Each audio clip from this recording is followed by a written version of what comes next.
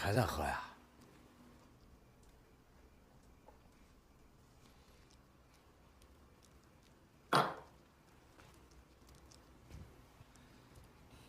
别再喝了，喝多了已经。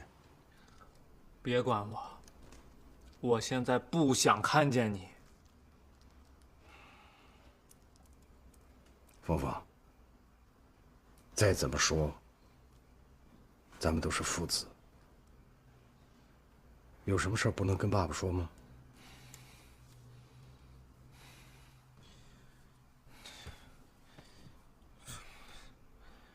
你不是想知道你妈妈车祸的真相吗？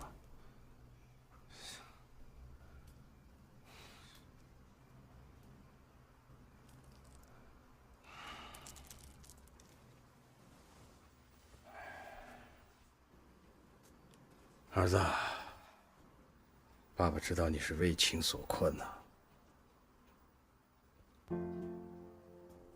看到你这个样子，我心疼啊。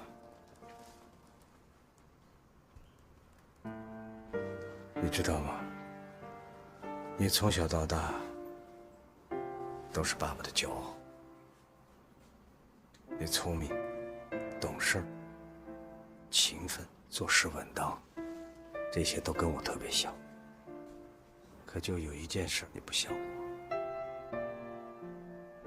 就是在感情的问题上，你还不够洒脱。你想知道你妈妈车祸的真相，其实无所谓真相，那就是一次意外。那段时间，你妈妈一直跟我怄气，因为她知道我在外边有女人。我们几乎天天都在吵架。出事的当天，我们又吵架了，吵到最后，还是因为你。爸，我的小熊，我要小熊。要什么小熊啊？啊，像个女孩子一样。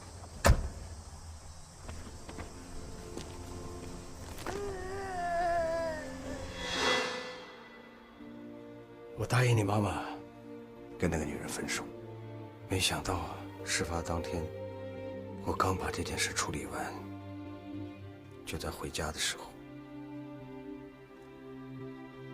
车祸就发生了。我上车以后，我才发现我收的你那个小熊在我口袋里，所以要把它拿出来。我想下车的时候能记着，把它拿下来还给你。就这么一个恍惚的时间，你妈妈为了救家童，就冲到了我的车前头，我就把她撞上了。妹妹小心！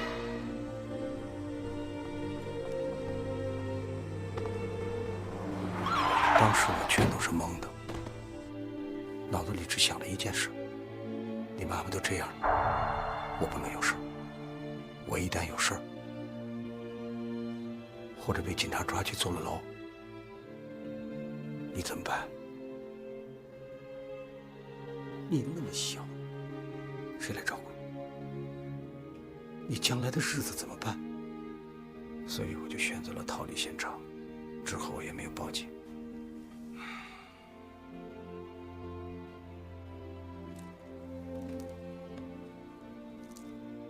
你知道吗？其实你妈妈是我一生当中最爱的女人。这些也许就是天意。凤凤，你知道吗？那件事情发生以后，让我明白了一件事：男人在女人这件事情上不可以太执着。我之所以那天情绪不好，就是因为太在乎你妈妈，而又放不下那个女人，所以发生这样的意外也就是必然的了。儿子，事情过了这么多年，爸爸只想让你明白一件事：这个世界是男人的世界，做一个男人，其实只要做一件事，就是主宰这个世界，而女人只是你主宰的这个世界当中的一件事，一件并不重要的事，明白吗，儿子？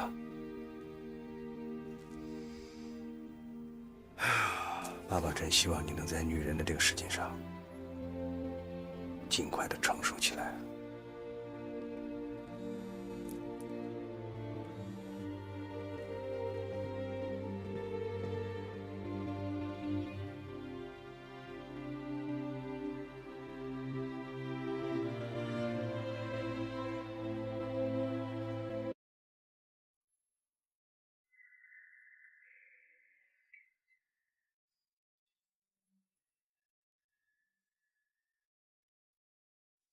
哎，梁哥，你躲我躲到什么时候啊？啊！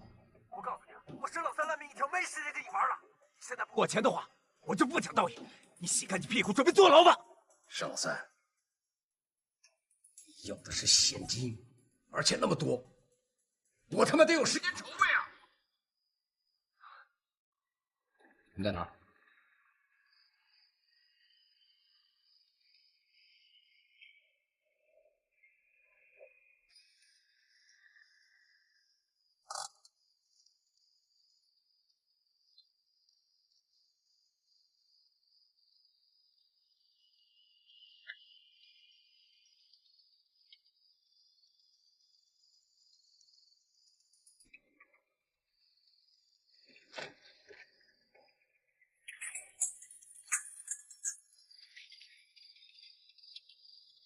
梁哥，这么快就到了？嗯，哎，咱们今天开这部车，给你跑路用的。啊，谢谢谢谢。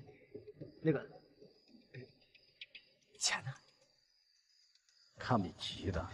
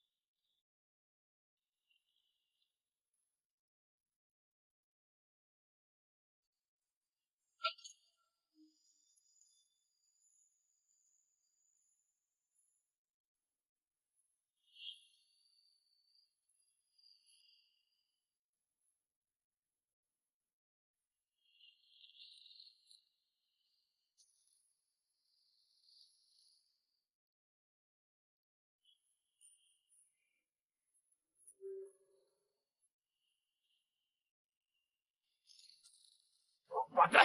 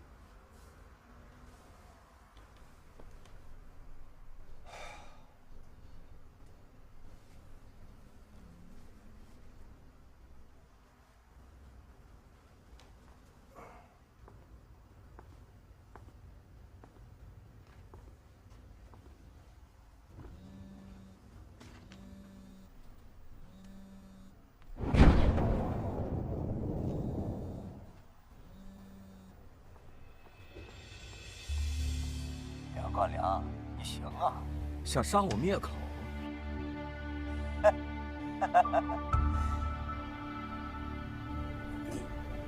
你还活着？哼，命大死不了。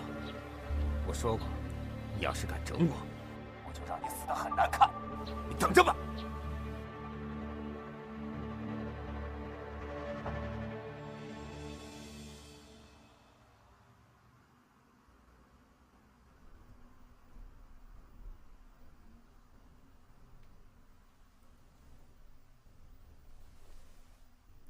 梁哥，你在和谁打电话？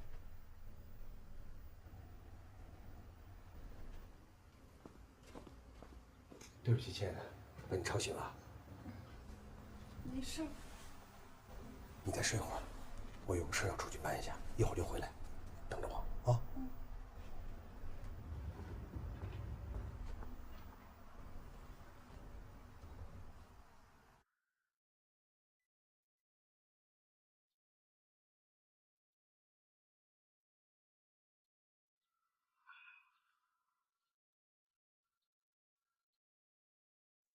你妈妈为了救家童，就冲到了我的车前头。我就把她抓了。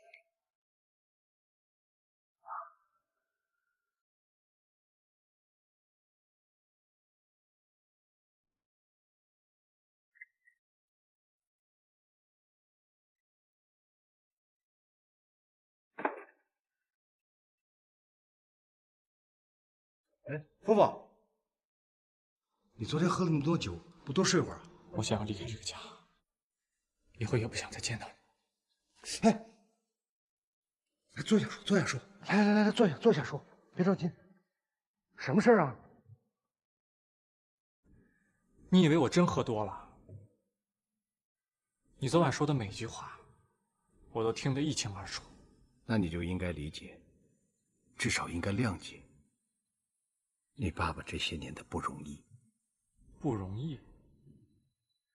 你昨晚说的那些话，在我看来，只是为了你曾经犯过的每一个错误寻找的一些牵强的借口。峰峰，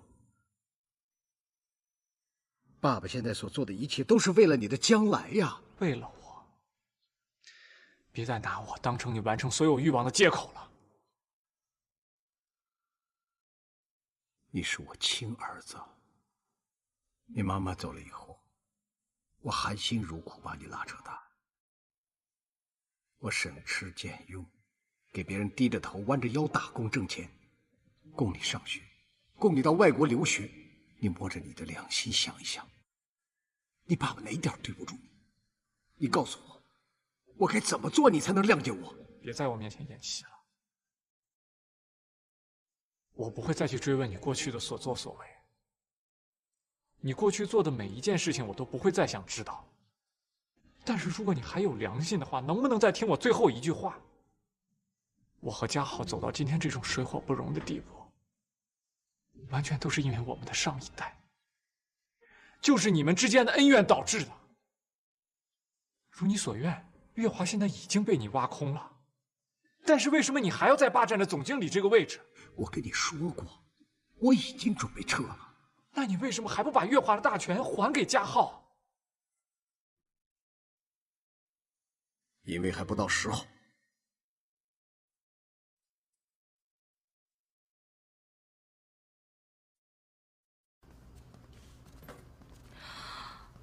你看，我们睡得太晚了，害师傅还要一早起来给我们做早餐。什么是我们呀，陆太太？这种事情不是应该你做的吗？你还让干妈来做。什么陆太太？我什么时候答应要嫁给你了？婚戒已经拿了，而且我们不是计划要请喝喜酒吗？啊，难不成你想要反悔？想反悔是吧？怎么了？来，快别逗了，快点吃早餐吧，一会儿还开工呢啊！哎，我跟小飞商量过，我们打算这周末就请大家吃个喜酒。哥，你真的那么快就打算举办婚礼啊？什么举办婚礼啊？不是这样，只是请大家来吃个饭，高高兴兴的。还有，说到底我也想给小薇一个名分，我们真正的婚礼会在新加坡举行。我没有急着要嫁给他啊，是他自己瞎操心，啊他瞎紧张。反正你们早晚都是要结婚的嘛。哥，你打算在哪里请我们喝喜酒啊？我算了一下人数，我们要请的朋友顶多也不超过2桌，不如就在李小弟的大排档办吧。你们觉得怎么样？哎，这不行。为什么？小弟肯定不会拒绝的。其实啊，你们没必要替我省钱。我觉得好不容易摆个喜酒，那咱们是不是应该好好的去办呢？所以我打算找一家好一点的餐馆。我觉得嘉浩说的很有道理，就这么办吧。我没意见，反正只要自己亲朋好友聚在一块儿，在哪儿办都无所谓啊。好，哎，来吃早餐，来，一起庆祝一下。来，你来，来，干杯！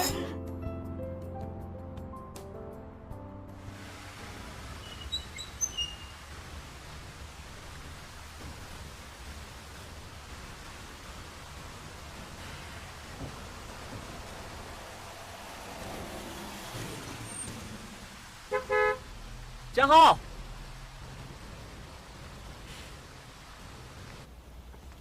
江浩，恭喜你！没想到这么快就要跟小薇结婚了。反正我跟小薇早晚要结婚的，而且以后的生活一定会很好的。哎，作为兄弟，祝福你。对了，我听说你打算要回月华是吗？我不是跟你说过了吗？是梁峰让我回去的。不过我回去这么多天也没有看到他。那他会是哪儿？不知道。不过梁焕良到处都在找梁峰，好像他们父子俩真的出现了什么问题。要是温妮没有骗我的话，他应该天天都窝在花店里。花店里？哪个花店啊？林聪儿的那个花店？哎呀，我不应该跟你说这些的。你的鸡饭店生意已经步入了正轨，而且马上要跟小薇结婚了。我说这个你别在意啊。我是不是说错话了？没有，你说的都对。你说的这些事都跟我没关系。之前我一直还打算回到月华，然后跟他们父子俩对抗，而且还跟梁焕良摊了牌，但是都没有结果。哎，你不都已经放弃了吗？我从来没有放弃过。我相信总有一天，我一定会回去的。你从来都没有放弃过月华？对啊，但经过之前的事，现在我只能等。不过马上我父母的死亡公示期就要到期了，到时候我就可以名正言顺的去接管他们留给我的遗产，梁焕良就不能奈我何了，我就可以名正言顺的去把整个月华继承回来。那我们这个时期一定要注意梁焕良的一举一动，他是不会善罢甘休的。他当然不会善罢甘休，我一定全力配合你。好，只要你不捣乱，不打草惊蛇就好了。哎，对了，那梁峰呢？他现在跟聪儿走得这么近，你有什么打算？不知道。那你告诉我，你是不是因为梁峰和聪儿在一起，然后才跟小薇结婚的？当然不是了。你心里面藏了那么多事情都没有跟小薇说，这以后小薇知道的话，你觉得对小薇公平吗？能不能不说这些了？哎呀，我不逼你了，你自己好好想想。我走了。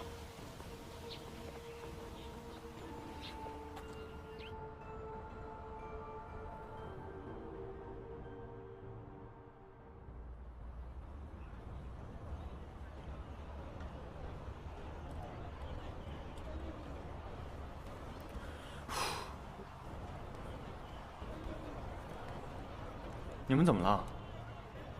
怎么都成这样了？里面不是还有很多东西要忙活的吗？你没看新闻吧？禽流感又来了。现在很多养殖场的家禽都已经被捕杀，吴老板也遭殃了。他的鸡虽然没生病，可也接到了销毁通知。我们以后怕是没货源喽。这鸡饭店呀，刚刚做起来，就遇到了禽流感，这以后怎么办呀？嘉浩，如果我们一直没有鸡卖，那我们的鸡饭店怎么办呀？好了好了，大家都别担心了，反正船到桥头自然直。没鸡买啊，咱们就改做别的。哎，你们难道忘了，在新加坡的时候，隔壁卖的煮炒不是也挺火的吗？生意风风火火的。煮炒又不是我们的强项，我看这回80%是要关门。既然没鸡买，那就别卖了，就当做给咱们放个短假。再说了，这个周末我跟小薇准备请大家喝喜酒，我打算办完这个喜酒以后，我们去周边的城市玩一下，就当是度一下蜜月，好不好？嗯。师傅啊，车到山前必有路，没必要愁眉苦脸的。一会儿呢，我就陪你去商场，帮你挑一些颜色鲜艳、喜庆的衣服，咱们婚宴上穿。那也好。嗯。那好吧。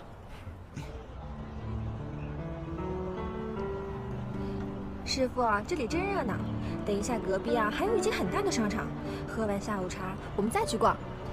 逛商场的我没兴趣，喝完茶了，我们早点回去吧。师傅，我们好久没有这么悠闲，2个人在一起喝下午茶了。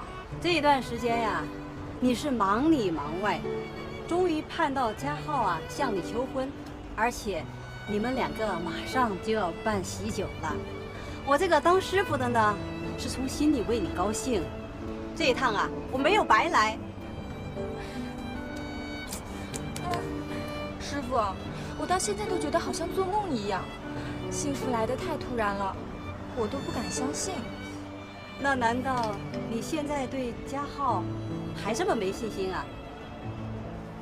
师傅，家浩是一个很诚恳的人，他对我所做的一切，我能感受得出他是真心的。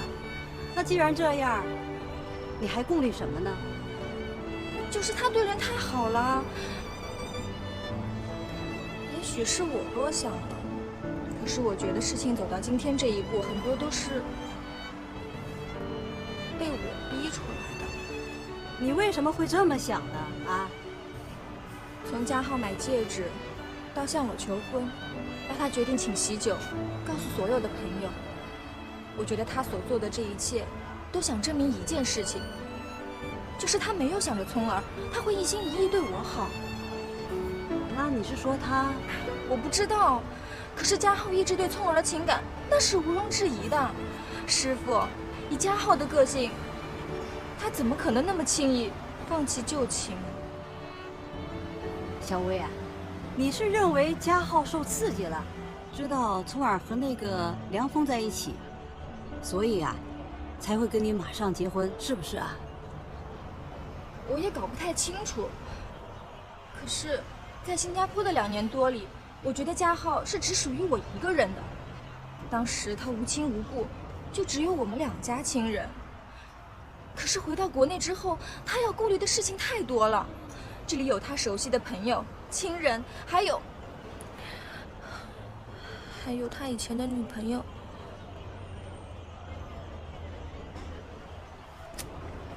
当年的家浩啊，他叫洪阿奇。你对他的恩情啊，是比什么都重要。我开心，他终于会想起他的过去了。现在呀，他肯和你继续在这儿发展，一块儿生活，甚至啊，马上你就会成为他的妻子。那你还有什么不放心的呢？啊？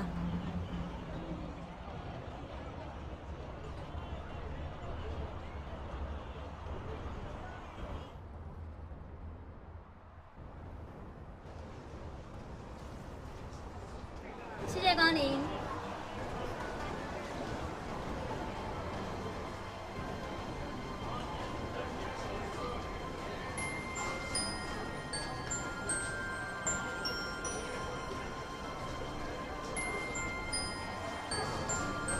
先生，请问需要点什么？这个可以帮我包起来吗？好的，好的，好的。好，请跟我来一下。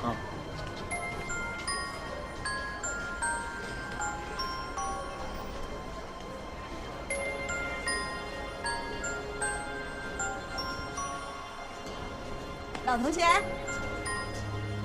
温妮，真没想到会在这里碰到你。对啊，我来取之前订的东西。不管怎么样，还是要恭喜你了。啊，你的消息真是挺灵通的哈。当然了，你可是我的偶像，偶像结婚，我这种小粉丝怎么会不知道呢？那个，我跟小薇打算这个周末请大家一起来喝个喜酒，要不你帮我把他们都请来吧？好吧，到时候我们一定到。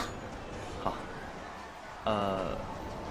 还有个事，其实一直想问你，我们街饭店前段时间外卖生意特别火，是不是你一直在帮忙？谁说的呀？不管了，反正我跟小薇都打算好好的谢谢你。没关系啦，都是举手之劳嘛。小姐，你的东西打包好了。啊，好，我去付钱。哎，你先等一下，正好我也买了东西，我替你付好了，当做是谢谢你的礼物吧。哎呦，你这果然是大老板的哈。好了，谢了。干嘛那么客气？那好吧，谢了。好。小薇和你哥真的要办喜酒了？当然了。我和我姐真的是情路坎坷。凑二姐还说得过去，你凑什么热闹？是开玩笑的。那个喝喜酒有我份吗？必须的，除非你自己不想去。去，必须的去。我们两家虽然做不成亲家，但是情谊还是要在的。就怕你贵人事忙，如果你真能来的话，我哥他一定会请你的。哎，你哥的喜酒准备在哪里办？现在还没有确定，不过这个周末就要请大家喝喜酒了。周末呀？这个时间太紧凑了，现在还哪能订得到好的餐厅呢？哎，要不这样吧，喜酒的事儿包在我身上了。你不是在跟我开玩笑吧？我怎么会跟你开玩笑呢？我是认真的，在我们雅秀酒店的贵宾厅办一场，一点问题都没有嘛。我真不知道该怎么感谢你。别跟我客气了。我给我哥打电话。哎，不用给他打电话了，好歹我跟嘉浩也是朋友一场，他的婚礼我一定把他办得风风光光，而且价钱一定算得最低，比外面的餐馆还便宜。我真不知道该怎么感谢你了。哎，行了，别跟我客气了，你这段时间帮了我这么多，我还不知道怎么谢你呢。哎，那你跟童飞是不是已经在一起了？童飞是一个不错的好女孩，但是离你还差了一点。又拿我开玩笑。我就觉得逗你挺好玩的呀。去。哎，说真的，这个童飞的性格忽冷忽热的，真的很难琢磨。你看，现在我又不知道她跑到哪里去了。哎，你帮我赶快找找她，我有件很重要的事情要找她。啊？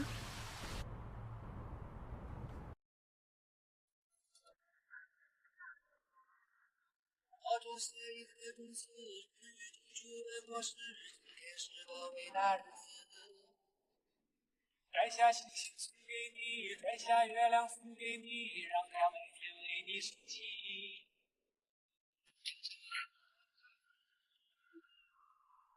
哎，带我来这个地方干什么呀？进去就知道了。走。啊？对，哎。爱你永远不离不弃，你是我的小呀小苹果，怎么爱你都不嫌多，红的小脸红，我的心窝，点亮我生命的火，你是我的小呀小苹果，就像天边最美的云朵，春天又来到了花开满山坡。不下心了，随手握。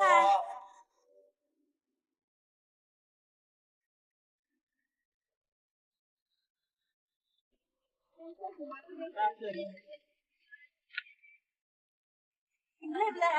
不累。真的不累吗？不累。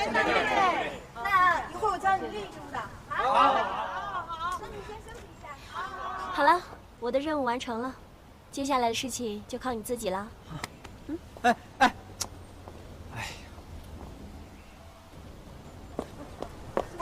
你怎么来了？过来看看你。哎，刚好我还不知道后面我要安排什么节目，你可以帮我一起想。好，走。哎！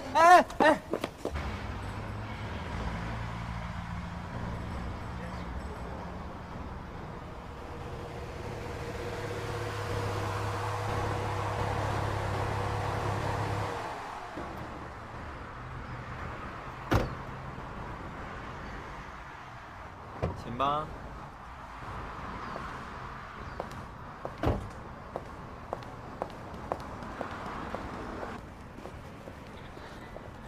佟娜小姐，你就答应我吧，只要这次事情成功，我做什么都愿意的。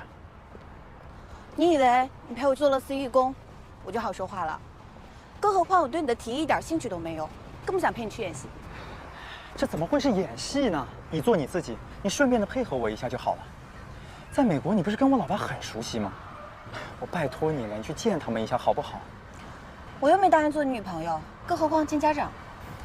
好吧，我父母的事情本来我是不应该说的，但是如果今天你不去见我爸妈的话，他们以后可能就不会在一起出现，这是挽救一切的最后机会。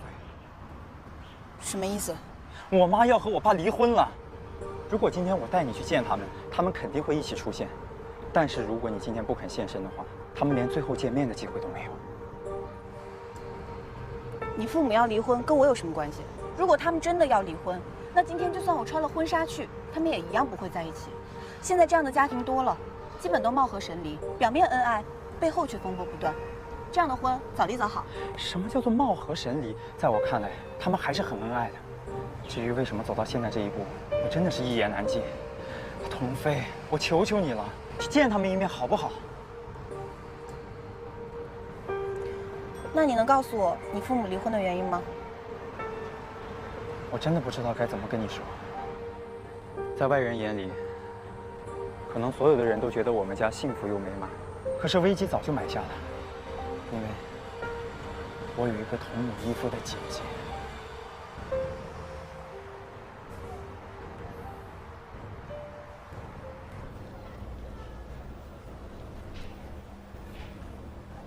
干嘛？小薇呢？小薇在里边。哎，小薇，嘉浩回来了。过来。给你买了个小礼物，看看喜不喜欢。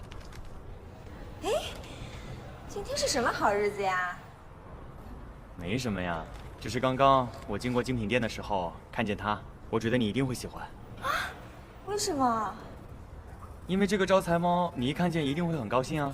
还有，这个招财猫是会带来好运的。以后生意红火了，你就可以数钱数到手抽筋了。哎呀，哈，你不会是笑我长得像招财猫吧？怎么会呢？我是说，它的肚子跟你的肚子都长得一模一样。咦，跟你的才像呢。那挺好的，老板娘吃胖一点不好吗？师傅他，你喜欢就好了。好漂亮哦！你买的我都喜欢，谢谢你。客气。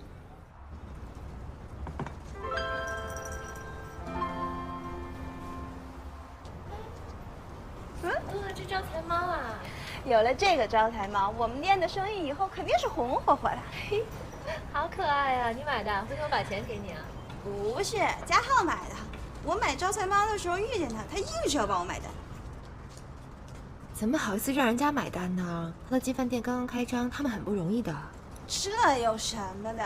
我帮他的鸡饭店介绍了那么多外卖生意，他感激我是应该的。聪儿，哎，妈，哎，冯总，我去送货了，拜拜。你怎么来了？呀，化妆了吗？是有什么约会吗？我这样穿好看吗？妈，你这么美，来，给我。穿什么都好看呢。什么事儿啊？是俊杰，要带女朋友来见家长。他们发展这么快啊？是不是有什么好消息告诉我？我目前也不清楚，不过就是俊杰，他确实是用心良苦，他一直希望我可以跟他爸一块出现，一起去见他的女朋友。好啊，正好你们家3口。哦，4个人一起开开心心的吃个饭，很幸福。那你愿不愿意跟我一块儿去见见俊杰的女朋友？你们一起吃饭，我去不太合适吧？我跟静才已经分居了，这段时间都是咱俩一起生活在一起。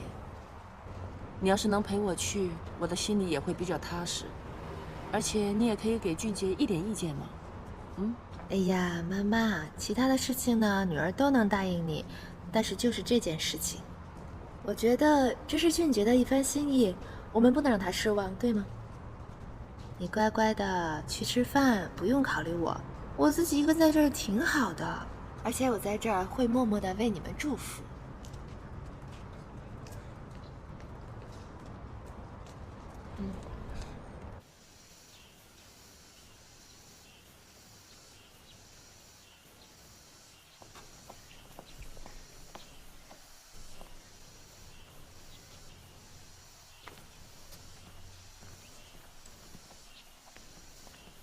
你终于回来了。本来啊，我要到村里去接你，后来俊杰说你已经不在他那儿了。走。其实你不用来接我，又不是什么酒会，我自己去就行了。哎，那怎么行啊？今天是俊杰带着童飞来见我，我们怎么能单独的分别出席呢？来，上车。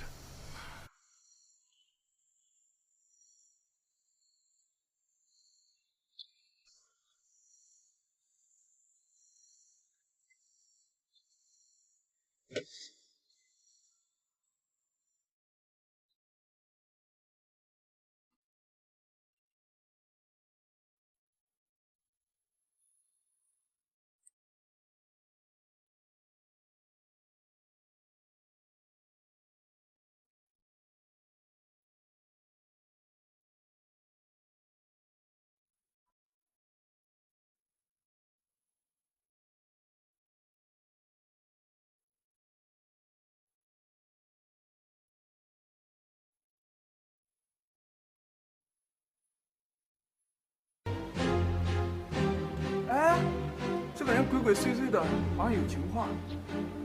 哦，我认得他，这不就是之前谢总裁退的员工吗？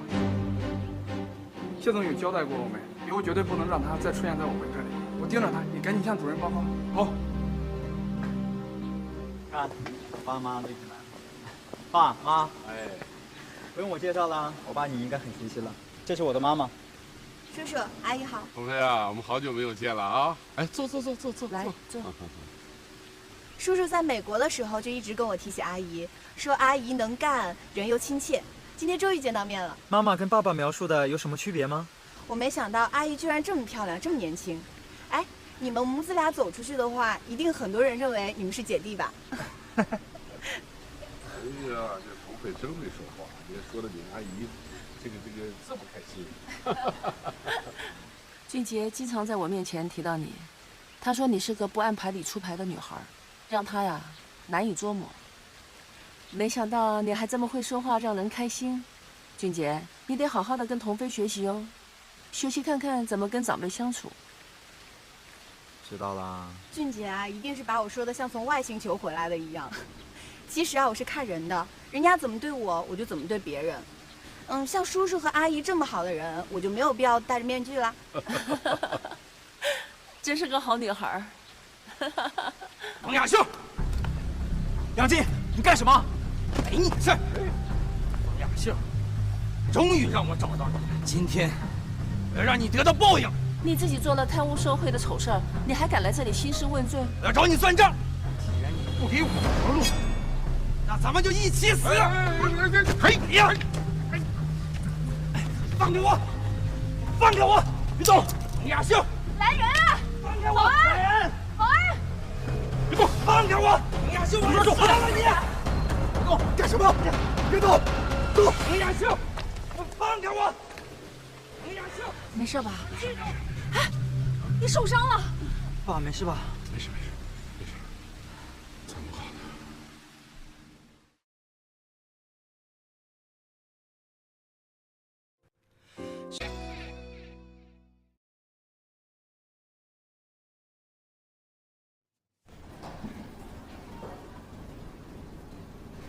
哎，姐，妈妈和谢叔叔怎么样了？啊，妈妈没事儿，就受到点惊吓。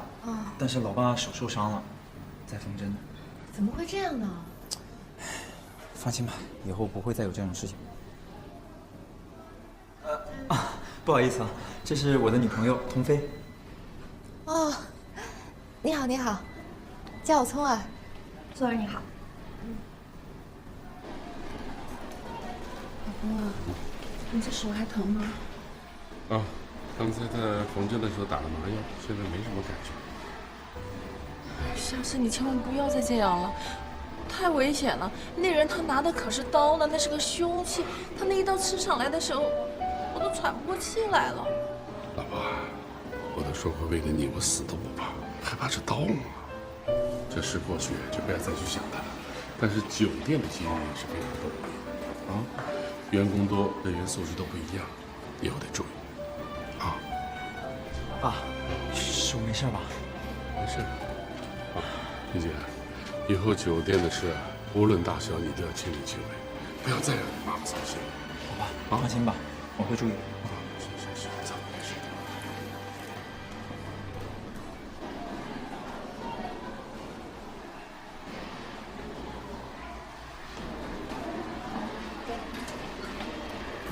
谢谢。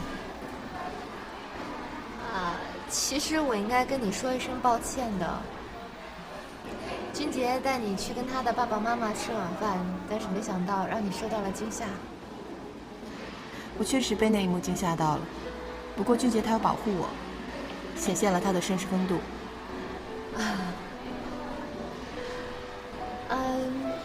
其实我一直想问你一个问题，就是你到底是不是俊杰的女朋友啊？你为什么会这么问？就是俊杰其实安排这顿晚饭呢，是希望他的爸爸妈妈能够和好。不过你放心啊，我这么问没有任何的意思。其实我的身份真假不重要，重要的是，经过了那一幕，我觉得俊杰的父母反而会和好如初。原来你知道。我不是一个喜欢拐弯抹角的人，俊杰已经把你们家的所有事情都告诉我了。俊杰真的是用心良苦啊。但是我很好奇就是我在想你怎么能够答应俊杰愿意配合他。其实我也是被俊杰的孝心感动的，而且我曾经一度以为你是他们家的一个障碍，但是今天看来恰恰相反。为什么这么说呢？你对他们家的关心让我想起了我自己的身世。我听俊杰说过，说你一直生长在国外。没错啊，我从小就在国外长大，一直都是独来独往的。那你跟俊杰，接下来有什么打算吗？我们之间八字没一撇呢，能不能成，谁也说不清楚。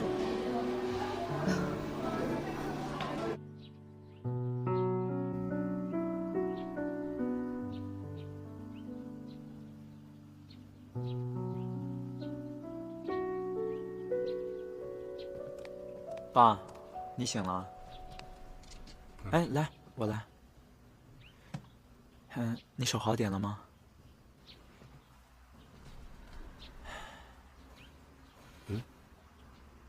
你妈呢？妈妈昨天晚上陪了你一晚上，她现在在客厅阳台呢。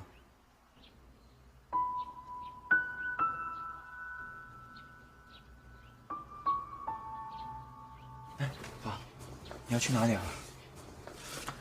我去看看你吧。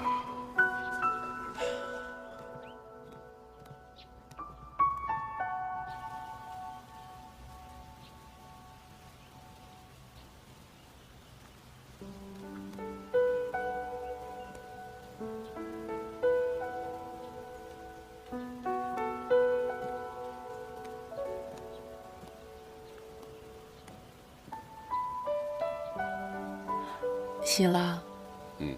手还疼吗？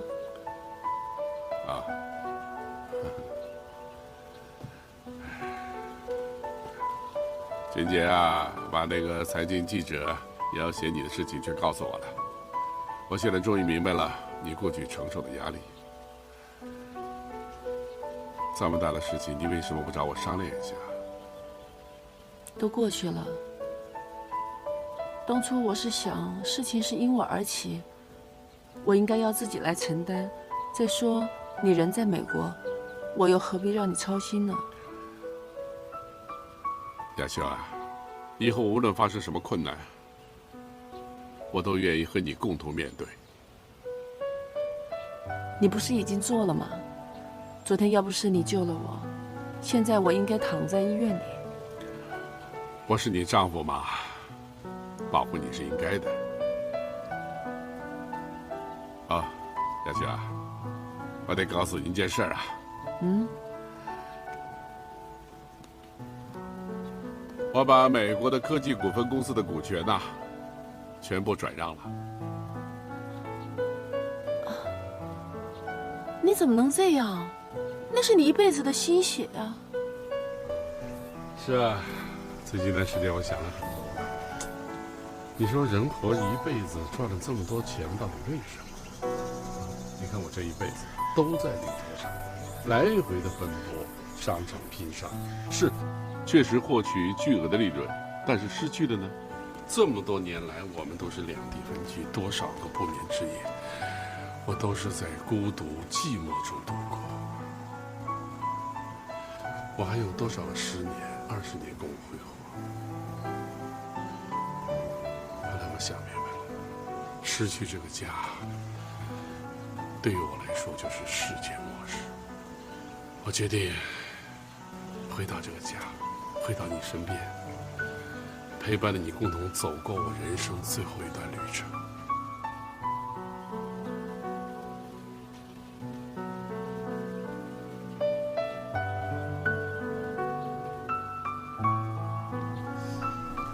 老公，你真好，我会一直陪你走下去的。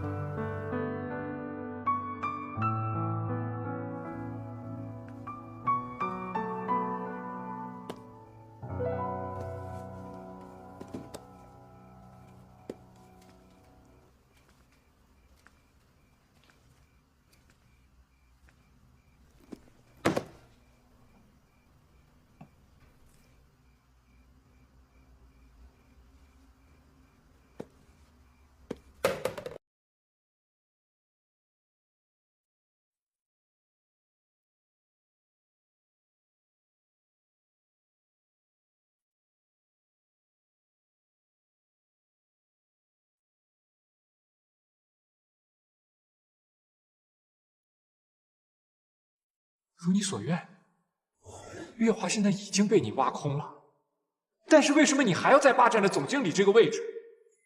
那你为什么还不把月华的大权还给嘉浩？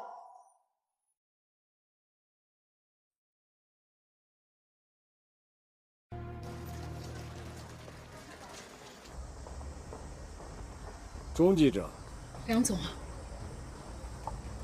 连续几个月了，我都没有看到我要看到的新闻，能告诉我怎么回事吗？梁总，当初是你提供的资料要我揭发冯雅秀的丑闻，但经过我的查证后，我觉得我没有必要帮你做这件事情。当初我给你钱的时候，是让你曝光冯雅秀夫妻之间的丑闻和那个私生女的存在。至于这新闻有没有价值，那是我说了算。我和冯雅秀交流过，她的故事打动了我。如果我昧着良心去做这样一篇不实的报道，就愧对了我作为记者的身份。钟记者，你拿我10万块钱的时候，没有说你记者的尊严。梁总，您付我的10万块，我1分也没动过。现在应该很快就会转回您的账上了。你要是不想当记者，我打个电话现在就能成全。您不必要挟我。作为一个记者，如果连最基本的职业道德都坚守不了的话，那我也没必要再做下去了。您要想打电话就打吧，我无所谓。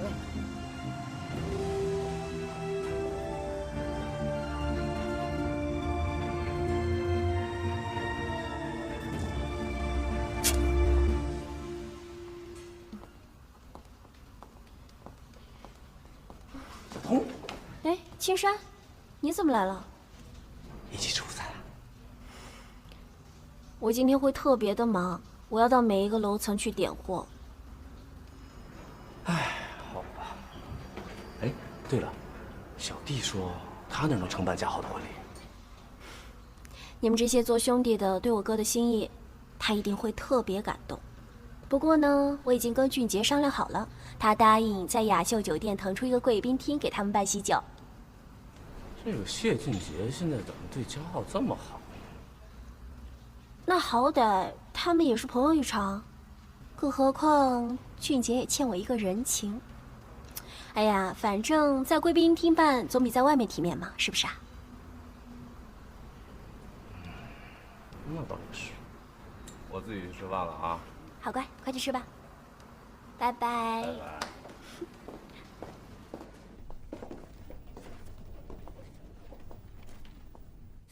哎，这一层的贵宾套房应该就20几间啊，怎么这几天日用品消耗的这么快啊？主要是3618的客人要求特别多，他要求我们每天换2次床单、浴袍、毛巾还有护肤品，他用过1次就要扔掉，还要我们立刻补上。啊对，主要是上面有胶带，因为是3618房，所以我们只好尽量配合。3618房，那有什么不一样？陆经理，可能是您来的时间比较短。之前陆董事长住那个房间时，他每次开会开得比较晚时，都会要求我们在那个房间休息。但是现在是梁总经理在用。那现在那个房间里住的什么人啊？哎，就是他。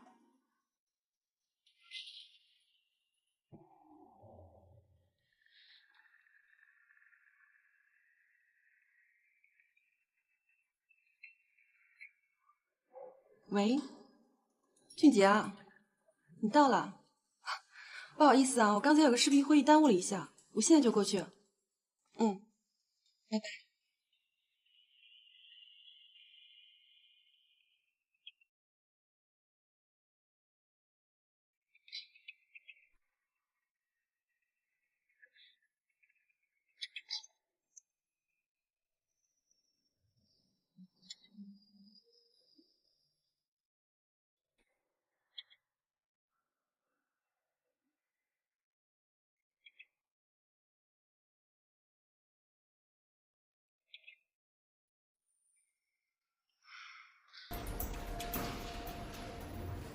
陆总你好。谢总，不好意思来晚了，路上有点堵。没事，请坐。陆总，你们送来的计划书我们已经详细的看过了，里面的要求啊非常的合理，我们雅秀集团非常愿意和你们香港财团合作。果然有眼光啊，谢总。合作是一种默契，理念一定要一致。可是你们的投资合作的事情，我有点小小的疑问，想请你解释一下。我们在香港呢是一家上市公司，一切都是合法经营，财务是非常透明化的。你有什么疑问可以尽管提。你们的公司当然是没什么问题的，可是我发现你们好像是和国内的另外一家企业丰隆住豪融资合作的。这个公司我不太了解，你们的计划书里面好像也没有它的详细资料。因为丰隆住豪的背景非常特殊，他的幕后老板是国内50大财团，行事非常的低调。不过既然谢总提出来，我会尽量满足你的。除了这个疑问以外，还有其他的吗？没有了。你们列出来的要求啊，完全符合彼此的需求，我非常满意。所以，我希望尽快的和你们达成合作，越快越好。这个是当然的。看来谢总您的眼光非常独特啊，这一点我非常的欣赏。既然是这样，我是不是得表示点诚意？我们好好喝一杯，庆祝一下。好啊，没问题。服务生。哎呀，陆总，不好意思啊，我去接个电话。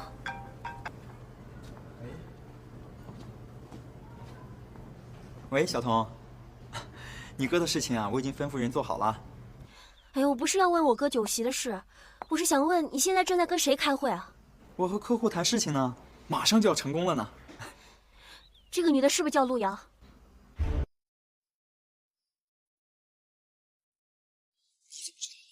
哎，你听我说啊，这个女人是有问题的，那份合作计划你千万不能签啊！为什么这么说？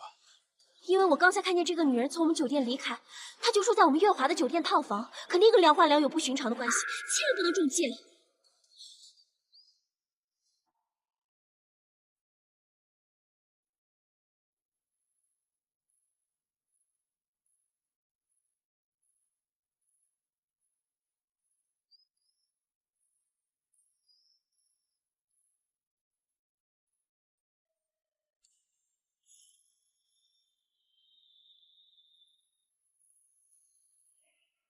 说过，你要是敢整我，我就让你死得很难看。你等着吧。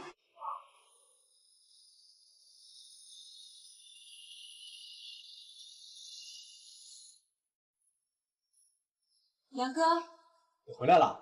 嗯，其实，我早就知道那个路遥是我爸的情妇了。这么说，俊杰真的是被他们设计陷入了圈套。可是，你为什么愿意把这个秘密告诉我？因为我终于知道了我妈车祸的真相。你没事吧？谢谢你，之前让我了解了那么多。如果不是因为那只小熊的话，我可能永远都会被蒙在鼓里。那之后有什么打算？我现在什么都没有了。有的时候我在想，老天对我真的不算太公平。从小我就失去母爱，现在呢，又不得不跟我爸决裂。你不要这么悲观嘛，起码还有我们，还有聪儿啊。聪儿不会再理我的了。在他的眼里呢，我不过是一个无关紧要的过客而已。他真正忘不了的人是嘉浩。聪儿真是个死心眼。可是我哥和小薇都快结婚了，他和聪儿真的是没有可能了。是吗？如果能够再来一次的话，我真的希望能够放下对聪儿的这份执着。其实做个普通朋友挺好的。我觉得呢，如果你是真心爱着聪儿的话，你就不要放弃。毕竟女人再坚强，她也是需要一个可靠的肩膀。所以你要试试，不要放弃，加油！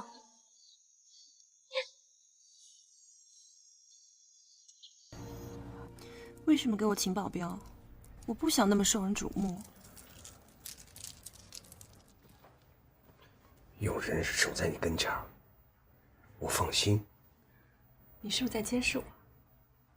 你想哪儿去了？要不然这样吧，咱们明天就飞香港吧。明天？对。为什么？我今天和俊杰谈得好好的，他对我们的条件很满意。唯一想弄清楚的就是你国内那间子公司的资料背景。这倒挺奇怪的啊，他这次没有见钱眼开了，投资给他，他管的钱从哪来啊？现在这个时候，我更应该和他周旋到底了。突然明天走，你到底在怕什么？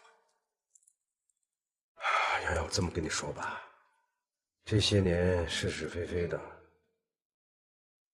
我是有一些吵架的，所以你在这儿，我怕不安全。像你这种人都怕仇家来寻仇，那这个仇家一定来头不小。倒也不是，不过有些事你还是不知道的好。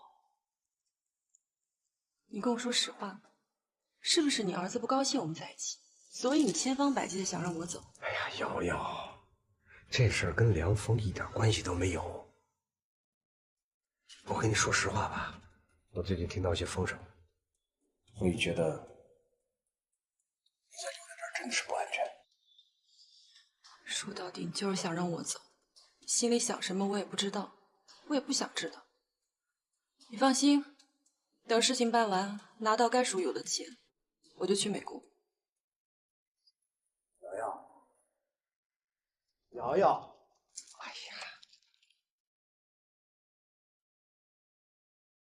哎呀，瑶瑶，你这是生的什么气嘛？我这些日子心里烦，说话都不动脑子的，是我不好，对不起啊。不用跟我说对不起啊，我没生气。我们俩生意做得挺好的，我早就想好了，等我拿到钱就去美国把孩子生下来。孩子？你怀孩子了？谁的？梁焕良，你怎么能讲这么没良心的话呢？我认识你都快3年了，天天为你奔波，安排你那些空壳公司的财务数据，我还有时间跟别的男人上床吗？你还好意思问我肚子里孩子是谁？我错了，我错了啊！你看我跟你说了吗？这几天说话就是不走脑子的。我要是知道咱们都有孩子了，我能让你一个人去美国吗？这事儿不早告诉我呢？我不想因为肚子里孩子把你绊住。你要是不在乎我，我何必强留你？瑶瑶，谢谢你，真的要谢谢你。我梁焕良做了20多年的官夫，现在又有自己的骨肉了。你就是上天送给我的礼物，你就是天使啊！你放心，以后我一定会对你好的啊。可是，你不是说过，你这个世界上最亲的是你儿子吗？你做的所有的一切都是为了他。瑶瑶，那不是之前不知道咱们有孩子了吗？再说，他现在又大了，他又不听我的管。好了，这么高兴的时候，咱不聊他哦。我向你发誓，从今往后，我梁焕良做的所有的一切，都为了你，还有咱们的孩子，啊。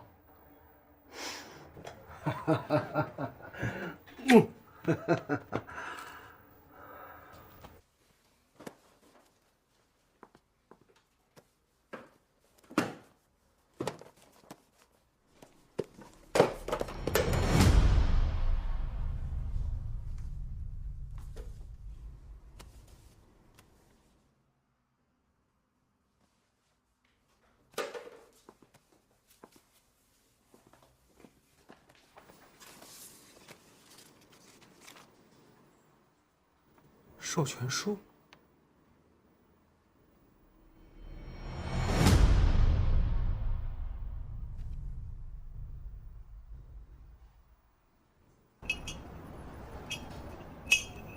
啊，原来这个一直在上面。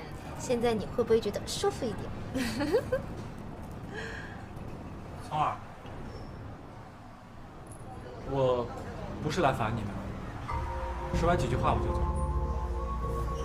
有没有人跟你说过，明天在雅秀酒店有嘉浩和小薇的婚礼？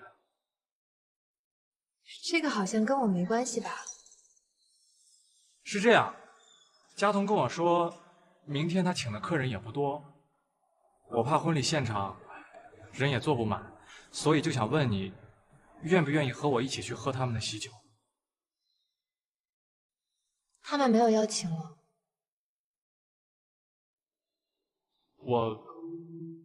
我不是有意要让你难堪，如果可以的话，我多么希望你能够以我女友的身份和我一起出席。但我知道现在这是不可能的。嘉浩跟小薇要结婚了，我祝福他们。你能这样想，那就最好不过了。我今天来还有一个目的，我这儿有一份特别重要的礼物，我想让你当面交给嘉豪。如果他看到这份礼物的话，就会明白你的心意了。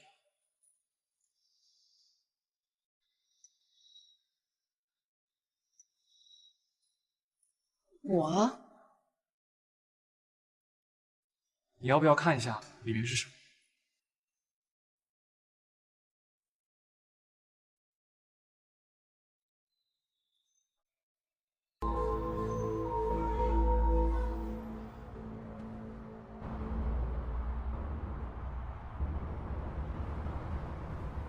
正宗的海南鸡便宜卖了，原价60一只，现在只要30，你要不要来2只？正宗的海南鸡现在便宜卖了，原价60一只，现在只要30。哎，大婶，又肥又嫩的正宗海南鸡，要不要来1只？现在禽流感这么严重，谁敢吃鸡呀？吃猪吃牛也不吃鸡呀。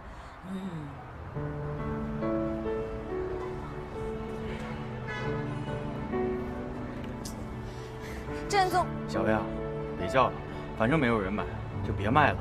剩下来的我们拿到小弟那个大排档去吧。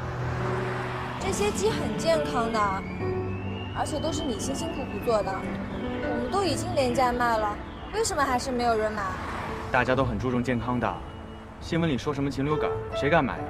咱们东西卖不出去的话，挣不了钱，很快这店就关门大吉了。反正明天我们摆喜酒，冲喜，就当休息1天。明天休息1天，后天又休息1天，下个礼拜也休息，这样天天休息，付不了房租，还有什么水电全都要钱。没钱的话，那就麻烦了。别想太多了，师傅说船到桥头自然直，我相信吉人自有天相的。哎，先生，你要不要来2只？我可以算你便宜点。如果我全要了呢？哎，那我可以给你打个折啊。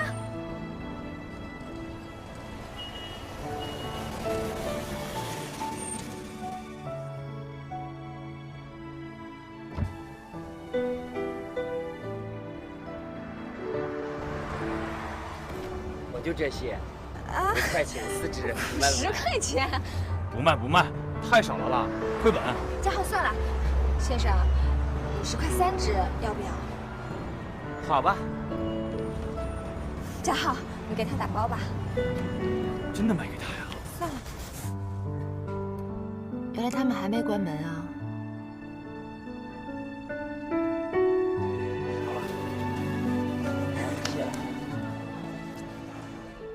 你怎么就卖给他了呢？哎呀，留在家里不坏的，卖出去那总比留在家里好吧？哎呀，50块钱3只我都很后悔呢。他竟然可以把价钱压得这么低。卖都卖了，有50块钱也好。换个想法，这些酒我们又吃不完，不卖掉就浪费了。也对啊。赚不到钱，我们至少赚到了闲啊！我们今天可以提早收工回家喽。师傅不是说了吗？夫妻同心，其利断金。是，跟你一起卖鸡饭，也是件很开心的事。我不应该难过的。我明天就要嫁给你了，这是我们人生中最重要的时刻。哈，我们明天就要结婚啦！哈。好了好了，结婚了结婚了。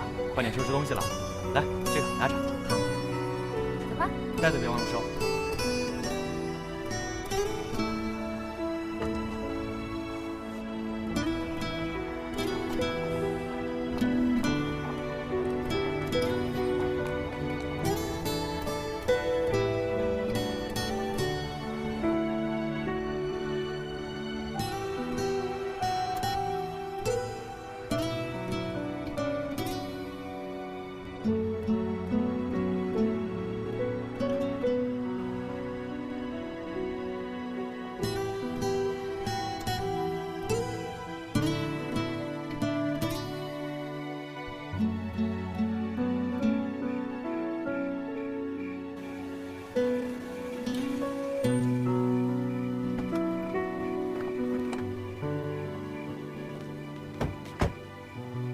从儿，我都已经把你送到鸡饭店门口，你都看见嘉浩了，为什么你不进去把这份文件给他？如果你觉得这份文件对嘉浩很重要的话，你为什么不亲手交给他？最起码证明你现在是站在他这一边的。我跟他之间的误会太深了，这个时候我不想再跟他解释什么，你完全可以把这份材料当成结婚礼物送给他的呀。但是梁峰，你觉得我现在再出现在嘉浩面前合适吗？我不想让别人误会我，还以为我要把他再抢回来。既然我跟嘉浩之间已经没有感情了，那我在做任何事情也是无所谓的，对吗？你明明就忘不了他，你不必要在我面前掩饰什么。从而在这个世界上，最能体会你心情的人就是我，我是替你不值。我做这些不是想证明我有多无私多伟大，你是我在这个世界上唯一一个最爱的女人。我不想你的后半辈子一直活在痛苦的回忆里。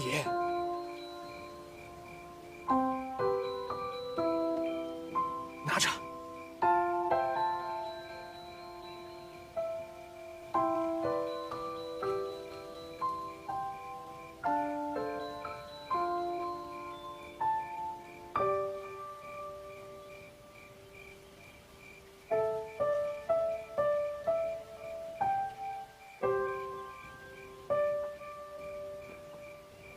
如果真正爱一个人的话，就让他得到他想要的幸福。当我发现我给不了你这份幸福的时候，我愿意放手，让你去追求你想要的爱情。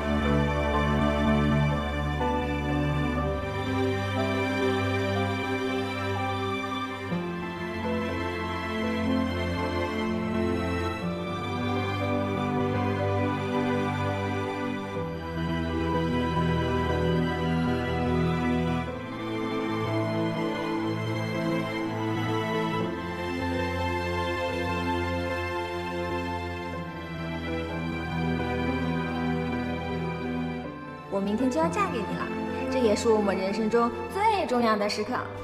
哈，我们明天就要结婚啦！如果真正爱一个人的话，就让他得到他想要的幸福。当我发现我给不了你这份幸福的时候，我愿意放手，让你去追求你想要的爱情。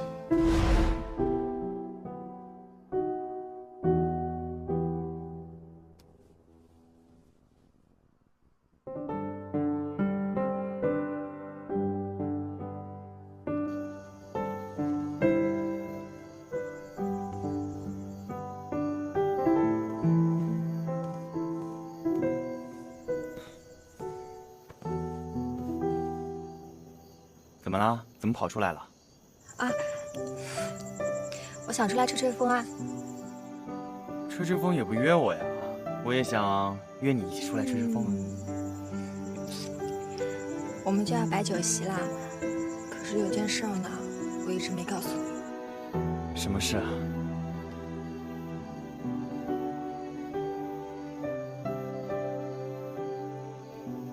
这个我上次不是已经扔了吗？怎么会还在这儿啊？你那天当着我的面把它给扔了，我心里真的很感动。可是后来我想来想去，想了很久，还是决定把它找回来了。你不是说你不喜欢林聪儿跟你有一条一模一样的吗？这条项链对我来说有非常重要的意义。那时的感动，我到现在都还记得。后来你回去中国了，每次我想你，我就会看着它，就好像你在我的身边一样，因为我知道，它陪你经历了人生的浩劫，在你一无所有的时候，你把它送给了我，这和林聪儿的那条是有着截然不同的意义。所以你已经接受我的过去了吗？那你愿意还把它再送一次给我吗？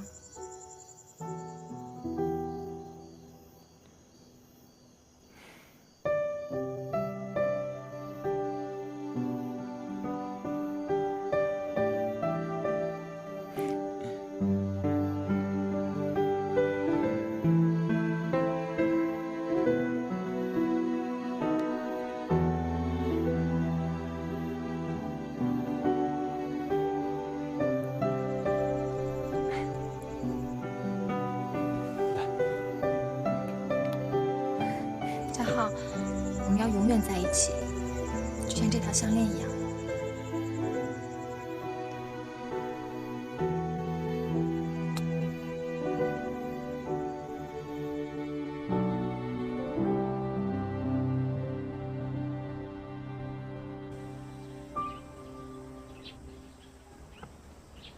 吴老板，老板，怎么这么一大早就过来了？快快坐，走。泡点茶吧。啊，不用，别客气。今天啊，我们的饭店停业了。再说了，今天晚上我跟小薇要摆喜酒，所以我们打算请你，还有你们这里的兄弟们，今晚一块儿去喝点喜酒。哎呀，你看我这脑子，小薇还在电话里提过呢，啊，差点忘了。恭喜你们了啊！谢谢，礼节连理。谢谢啊。老板，你要是不忙的话，就一定要来哦。哎呀，现在怎么还能忙呢？你们也知道啊，现在最近的禽流感呢，搞得我养鸡场啊，这个鸡通通被捕杀了，养鸡场没了鸡，你说我们还忙什么呢？算了，今天是你们大喜日子，咱们不谈这些。吴老板，这是半个多月以来我们结的尾款，来，你先点点。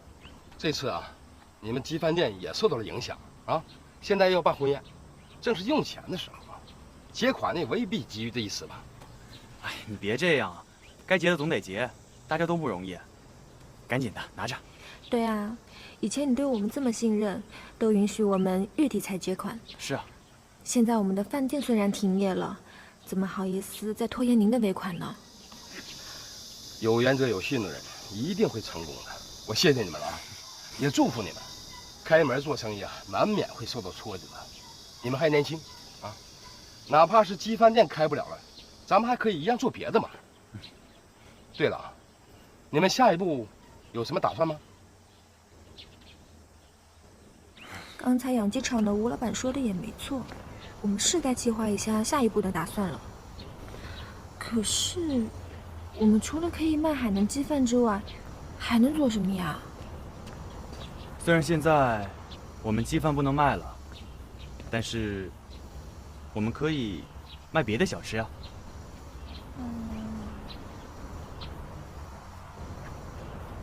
像咖喱螃蟹这样的南洋美食呢，投资成本会比较大，而且这里的食客也不一定会喜欢吃。如果我们经营普通的餐馆呢，也不一定比得上当地的老品牌商家。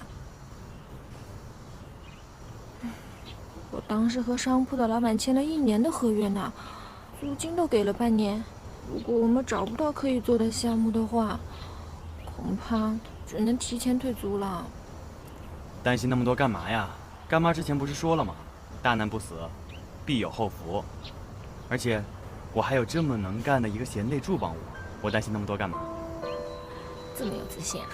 当然了，夫妻同心，其利断金。我相信啊，我的舞台不会是那么小小的一家餐厅。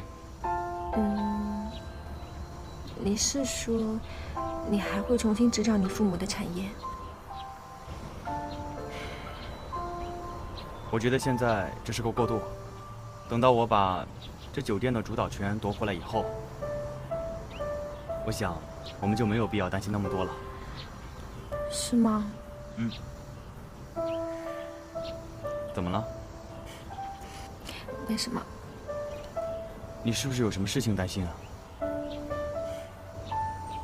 嘉浩，你可不可以不要再去争家产什么的了？为什么呀？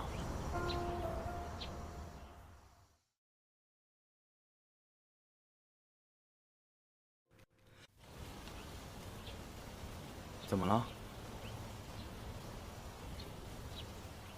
你是不是有什么事情担心啊？嘉浩，你可不可以不要再去争家产什么的了？为什么呀？比起腰缠万贯的你，我更喜欢现在的你。之前谁跟我说嫁鸡随鸡，嫁狗随狗？怎么了？现在你后悔了？你说的对，我不应该有这么多疑虑的。反正开心是一天，不开心也是一天。我倒不如跟着你开开心心的过日子，只要你想做什么，我就跟着你做什么。这就好了。反正，就算把家族生意拿回来以后，我也没打算一辈子长久的做下去。哎，那正好啊，我们还可以开一家夫妻店，我们还是可以卖鸡饭。我想以后当我更有能力的时候，我想做一些更有意义的事。我会陪着你的。好。哎，对了，我记得青山跟我说他今天要把桃姐带过来，时候不早了，我们赶紧回去吧。好。哎，回来了，回来了，回来了。拿那么多水果干嘛呀？赶紧过来。你快过来，先拜祭一下父母吧。来来来，这是怎么回事？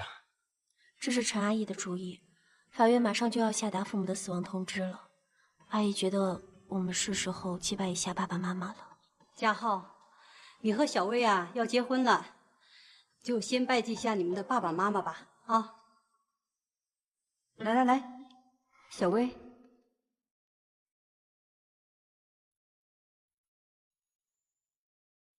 爸，妈，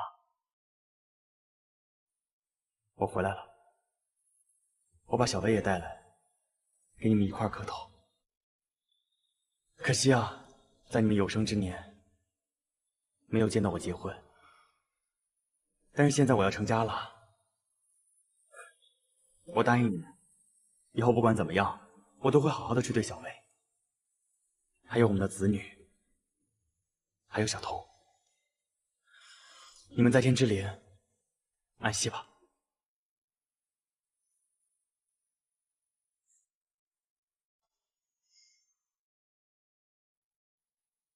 哎呀，好了好了，今天呢是你们郎才女貌、喜结连理，你们今后啊一定要同甘共苦，多坦诚，少真挚，和和美美过日子啊。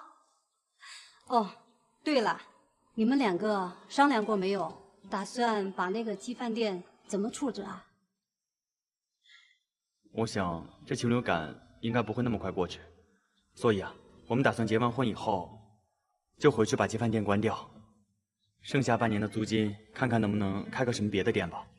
我都听嘉浩的，反正不管做什么，我们都不会放弃的。那你们就不考虑跟我回新加坡啦？我想我们暂时不回新加坡了。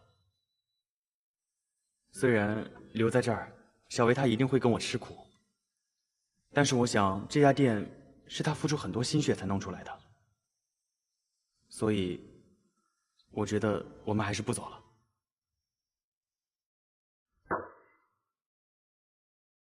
陆家浩，你这是心疼小薇吗？啊，当时开店的时候你就不闻不问，啊，现在禽流感来了，你又舍不得走了，哼，我看你是舍不得你家那份产业，还做着大少爷的美梦呢吧？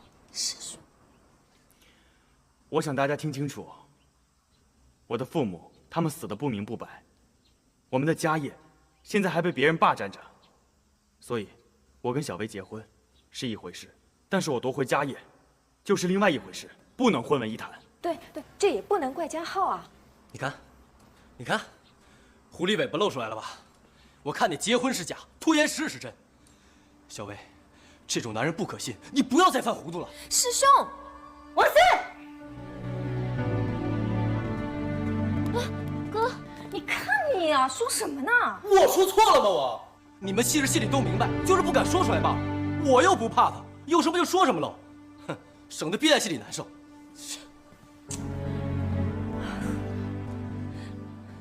青山，没事，我去看看他啊。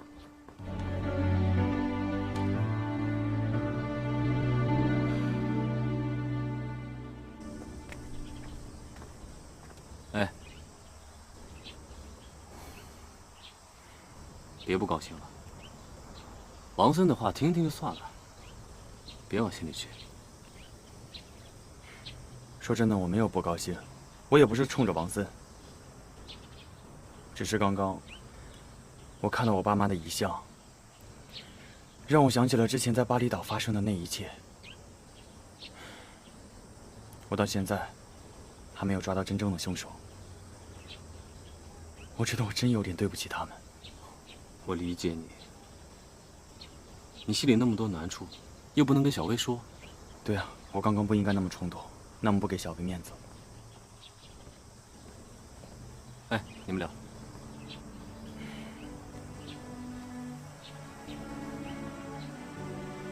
刚才对不起啊，我不是故意的。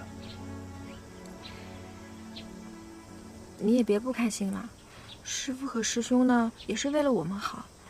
也许他们不赞成我们做的决定，但是以后我们做什么，还不是我们自己说了算吗？反正呢，我嫁鸡随鸡，嫁狗随狗，你要做什么，我都会支持你的。小薇，有你这句话就够了。嘉浩他人太直了，有什么话憋不住。你看，你们现在把话说开了，不就没事了吗？我嫁给你呢，不只希望你可以让我幸福，我也希望能因为我给你带来快乐。你不要把什么事儿都藏在心里，我们俩之间是可以没有秘密的。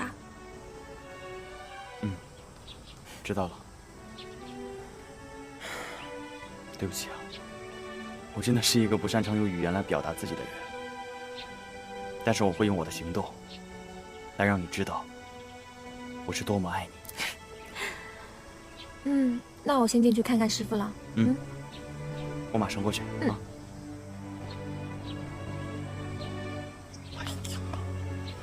我知道你压力大，小薇不也是一样的吗？哎，说真的，你们结婚准备穿什么？不知道啊，你不问我，我还真没想过呢。我真服了你了。我知道你不想用小薇家里的钱，但是小薇人家是女孩子，一辈子就一次，这个钱可不能省啊！你赶紧去婚纱店，啊，把礼服租上，把婚纱照拍了，你得让小薇有一个美好的回忆，知道吧？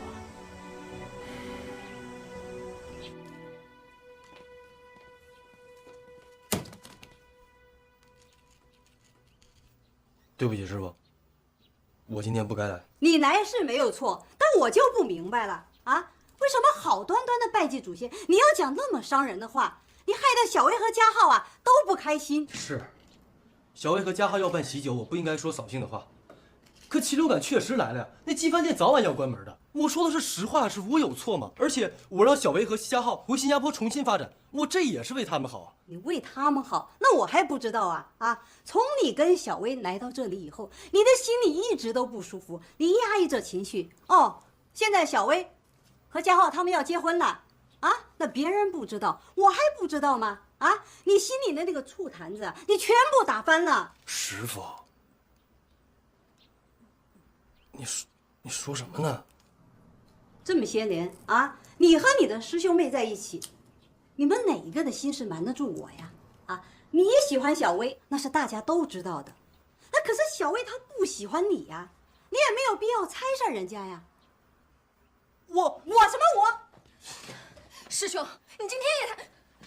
你去哪里？给我回来！小薇，师傅。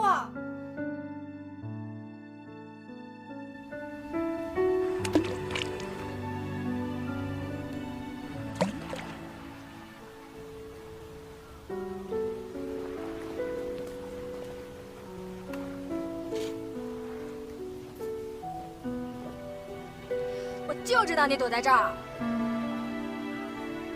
小薇，对不起，明天的喜酒我不去了，我下星期就订机票回新加坡。啊，你就这样一走了之啊？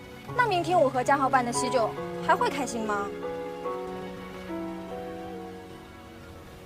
小薇，我不是诚心想扫你的兴，但我刚才说的话句句都是真心话。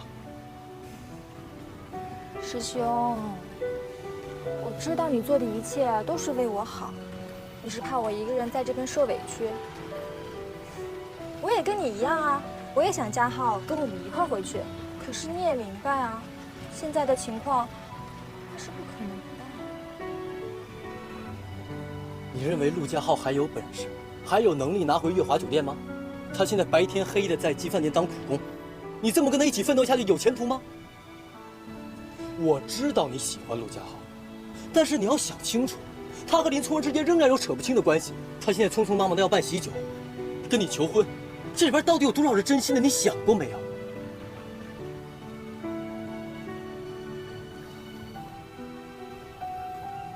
是啊，我承认，我爱他比他爱我多。可是我又有什么办法？我这辈子就决定跟他了。就算这个选择是错误，我也不会后悔。在洪阿奇来之前，你忘了我是怎么对你的？大师兄，我知道你一直都……我不想听你喊我大师兄。我和你之间不只是师兄妹的感情，我也想一辈子照顾你，一辈子对你好。我会比陆家浩对你好得多。要不是陆家浩的出现，我根本不可能陪你来这个鬼地方。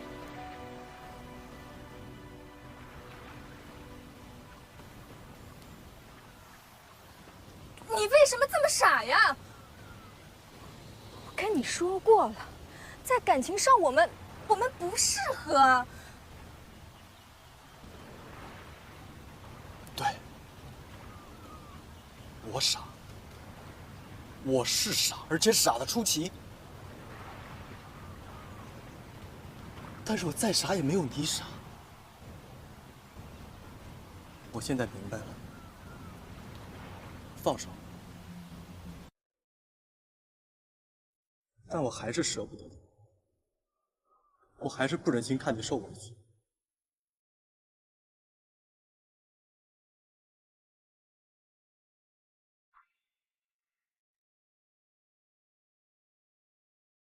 师兄，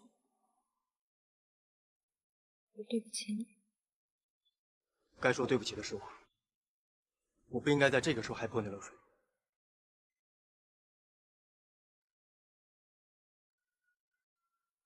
其实你说的每一句话，都说中了我的苦恼。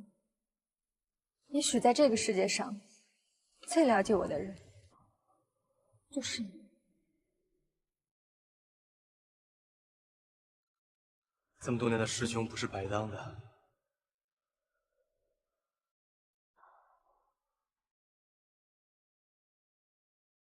对了，你见过林从儿吗？嗯。如果陆家浩对林从儿没有感情，你可以大大方方的请他喝喜酒。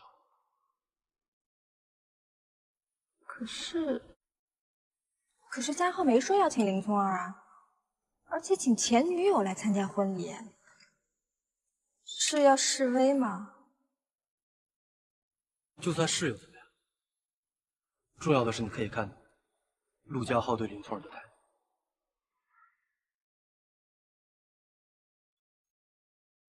现在一切都雨过天晴了。那个女记者她答应我不会把我的事情刊登出来。那天在酒店里看到静才奋不顾身的救我，我才感觉到，原来我的丈夫是这么疼爱我，甚至可以牺牲自己的性命。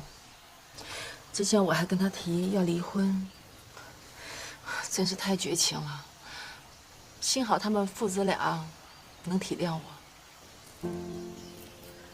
所以说呀，真爱呢是经得住考验的。而且现在看到你跟谢叔叔复合，其实我特别为你高兴。其实到了我们这个年纪，也就是好好的想跟一个人平平淡淡的过日子。倒是俊杰，他现在还在为感情的事情伤脑筋。哎，聪儿，你对童飞的印象怎么样？哎呀，不瞒你说呀，我觉得俊杰这次啊是遇到对手了，真的，而且童飞没准就是他的那个真命天女。童飞呢，表面上看大大咧咧、没心没肺、挺外向的，其实心思啊很细腻、很缜密，而且我觉得他人挺好的。如果他跟俊杰真的可以的话，他应该会是你的一个好儿媳。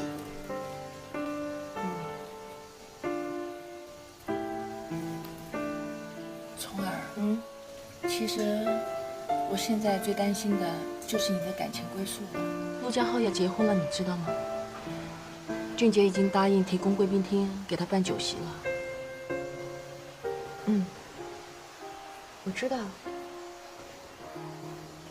而且梁峰他给了我一份很重要的文件，他说可以帮助家浩夺回他之前所失去的一切。真的吗？那你给他了吗？我本来昨天晚上就想给他的，所以去找他了。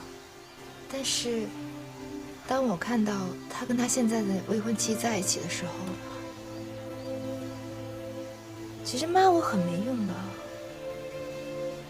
我真的始终无法去面对他们。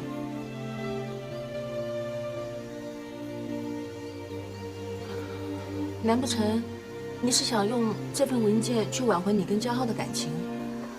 没有，我没有这么想。但是以我对陆家浩的了解，他决定的事情是不会改变的。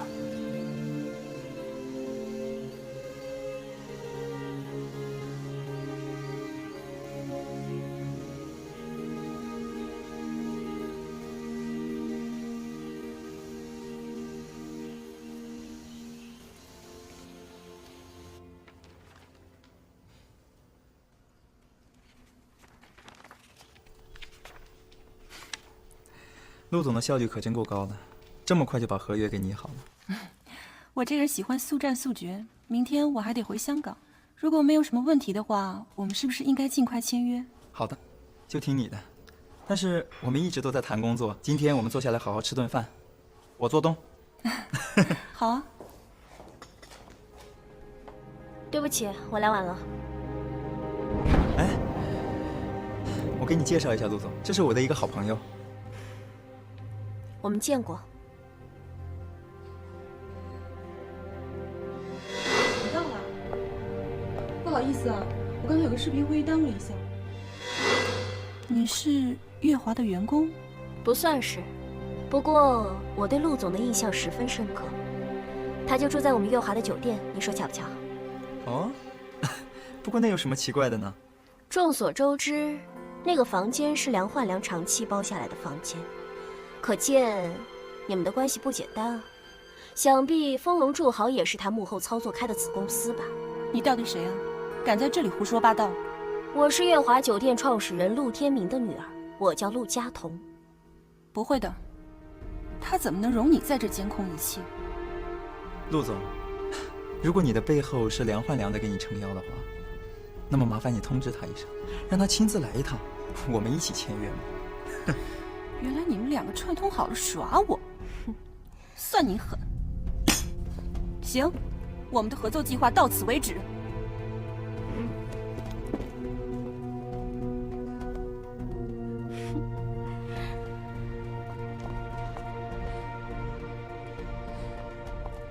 陆总，不要跟着我。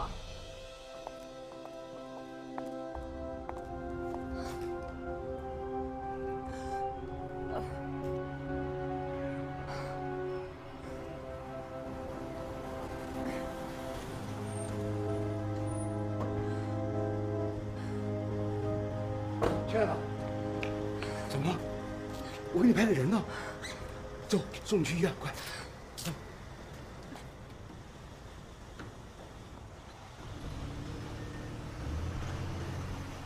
现在你看得一清二楚了，我讲的每一句都是事实。这个陆瑶，根本就是梁焕良的棋子。我呀，当然是最相信你的。这个老妖精终于露出了自己的狐狸尾巴，还觉得我们都是傻子。哎，对了，现在把他们都赶走了，现在可以去给你哥办喜酒了。嗯。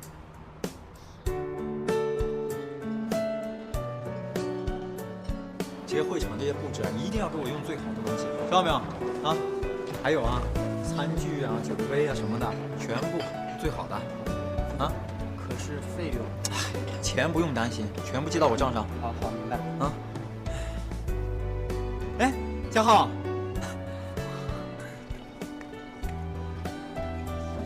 过来了，这里啊是我为你准备宴会的贵宾厅，怎么样？布置的还满意吗？谢谢你，真的谢谢你。那么客气干什么？都是老朋友了。走走走，我们出去说啊。嘉浩啊，我知道你最近很忙，你呀就去忙你的事情，婚宴的布置交给我就行了。谢谢你，谢谢你这么为我操心。可是我听小童说，你最近也有些事情不太好处理，没事吧？最近是出了点小麻烦，但是我父母已经重归于好，梁焕良和陆瑶这对狗男女也被我识破了诡计，我现在心情非常好。真是谢谢你，谢谢你没生我的气。怎么会呢？虽然我姐还是忘不了你，但是缘分这个东西吧，对吧？顺其自然。我相信时间久了，自然就看开了。现在他有梁峰在他身边，我也很放心，不会怪你的。虽然我是恨梁焕良，可是我知道，整件事情跟梁峰没有关系。我觉得我还是愧对他。梁峰，我们两个在国外是同一所大学，本来我还想说着回国了，我们3个能成为好朋友，以后肯定还是合作伙伴的呀。没想到，哎，你和小薇的婚礼有打算请梁峰吗？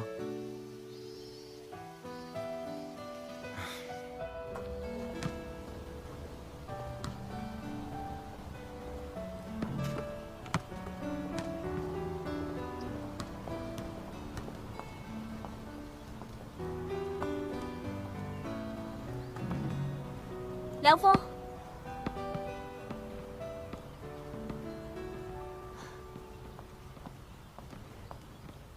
梁峰，你还来找我做什么？你一个人躲在这里做什么？你真的不打算回月华了？你不用同情我，我也不需要你的关心。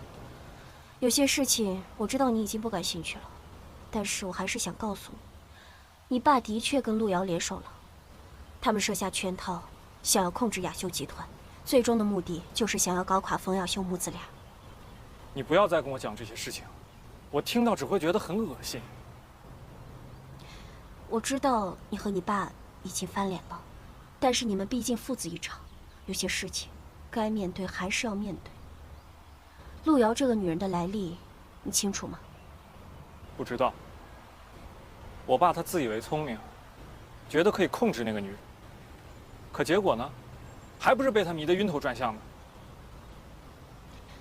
对了，你爸最近身体怎么样？没听他说哪里不舒服啊？怎么了？今天我跟俊杰看到你爸把陆瑶接走，两个人匆匆忙忙说要去医院。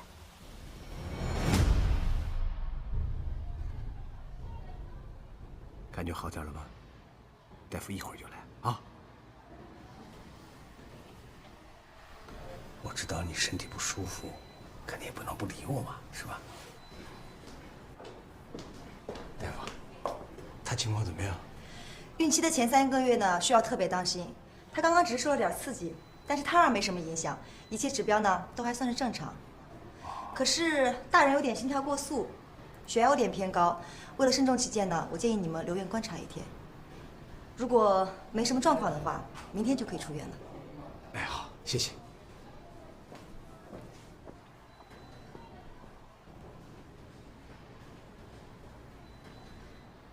好了，别生气了。就算是雅秀他们看透了咱们的计划，咱们也没有损失啊，又没多花1分钱啊。这都要怪你，你公司的内鬼害得我出洋相，再也不想管，我要回香港。好，大夫刚才不是说了吗？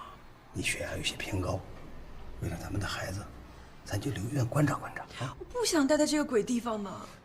我知道，就观察观察。正好我还有些事儿要办，办完了事儿，一切都听你的，啊。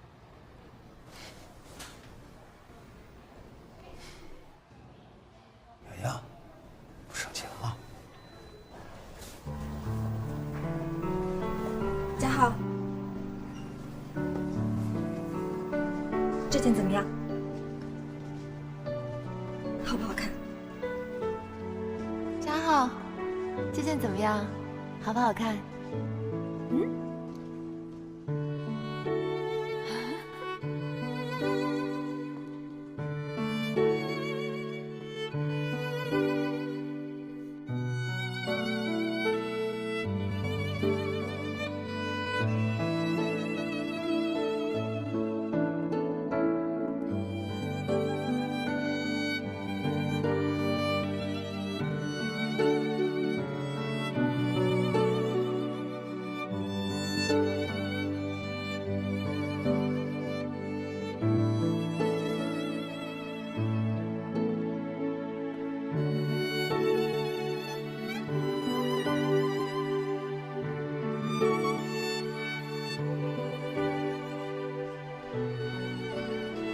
嘉浩，嘉浩，嘉浩，啊，怎么样？啊，挺好的。真的吗？嗯。那我们就订这套了。好。啊，对了，我们还缺一个非常重要的东西。什么东西啊？在新加坡的时候呢，我就特别喜欢印度人的鲜花。印度人结婚的时候，他们都会带好多漂亮的鲜花的。现在轮到我结婚了，我可以什么都不要的，但是一定得有5束鲜花。行啊，只要是你喜欢的都给你。太好了。那赶紧换衣服吧。啊，好。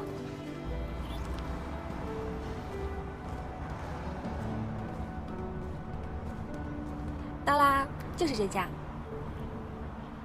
花店那么多，为什么要特地跑到这儿来呢？既然我们要做一个新娘捧花，还不如把这个生意让给自己的朋友呢。你觉得不合适吗？没有。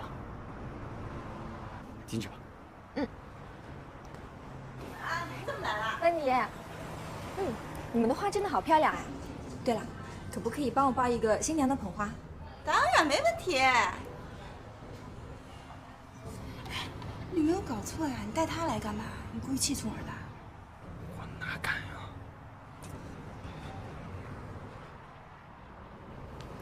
哎，你们老板不在吗？聪儿不在。那今天晚上你一定要早点到。放心吧，我已经跟村儿请好假了，一定早到。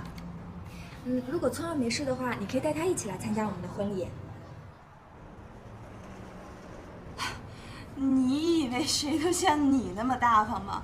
我估计聪儿他不会去的，何况我到现在都没告诉他你们两个结婚的事情。好，我去帮你做捧花了，你们去。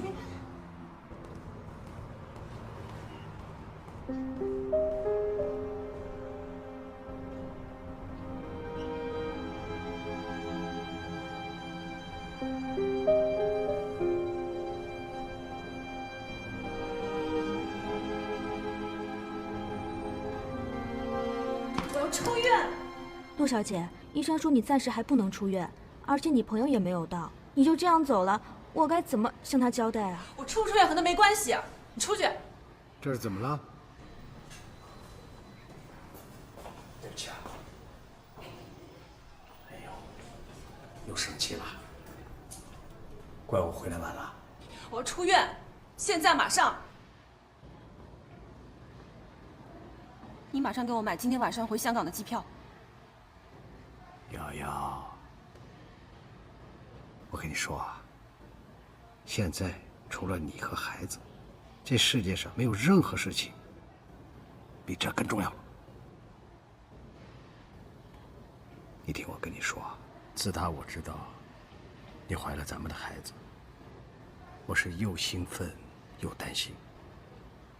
兴奋就不用说了，我担心的是你不辞而别，真的走了。你说这孩子将来长大了没有爸爸，那怎么行呢？没有爸爸，我可以再找一个。瞎说了不是？不生气了。我跟你说，我这后半辈子就因为有了你和孩子，我什么都听你的，好不好？你知道我出去办什么事儿了吗？这是什么呀？这个呀，是我把冯龙、祝豪和月华酒店的股份都转到你的名下了。现在知道我对你什么心了吧？梁哥，没想到你对我们这么好。好了，别再生气了。我这后半辈子，除了你和孩子，其他的什么都不重要。所以啊，在这儿好好观察一天，明天如果没有问题，我就带你离开这儿，咱们永远不回来，好吗？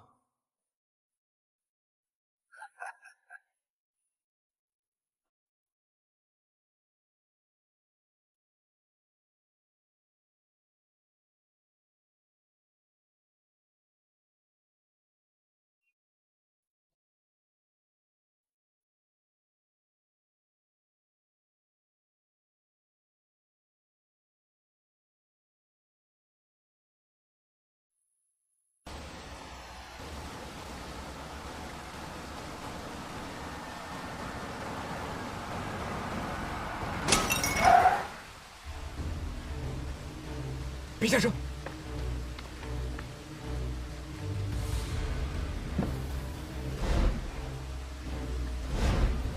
王队长，梁总，带着你的人把楼上那个人给我抓住，快去！是，来，跟我回来，不要报警，明白吗？是，我听。来，跟我玩，跟我过来。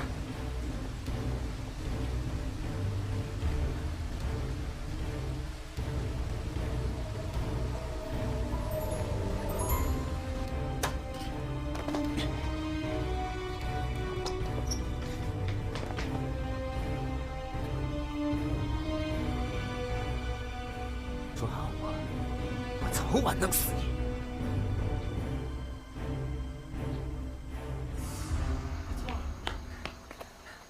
接到你的信息，我太兴奋了，急急忙忙就出来了。你是回心转意了吗？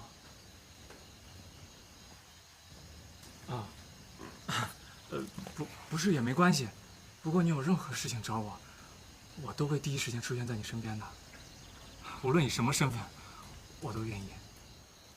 其实我今天找你出来，是要把这份文件还给你。